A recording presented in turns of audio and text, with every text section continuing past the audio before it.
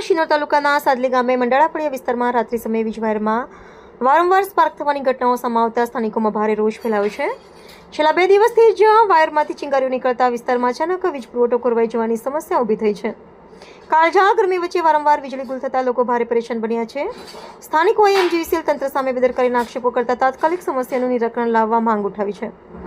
શિનોર તાલુકાના સાદલી ગામના મંડાળાફળિયા વિસ્તારમાં છેલ્લા 2 દિવસથી વીજવાયરમાં સ્પાર્ક થવાની ઘટનાઓ સતત બની રહી છે। ખાસ કરીને સાંજ અને રાત્રિના સમયે વીજવાયરમાંથી ચિંગારીઓ નીકળતા લોકોમાં ભયનો માહોલ સર્જાયો છે।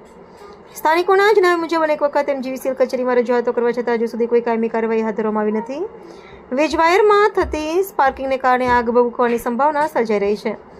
વીજ પુરવઠો બંધ થઈ જાય છે, જેના કારણે ઘરોમાં અંધારપટ છવાઈ જાય છે। કાળઝાળ ગરમી અને બપોરના સમયમાં નાના બાળકો, વૃદ્ધો અને મહિલાઓને ભારે હાલાકીનો સામનો કરવો પડી રહ્યો છે।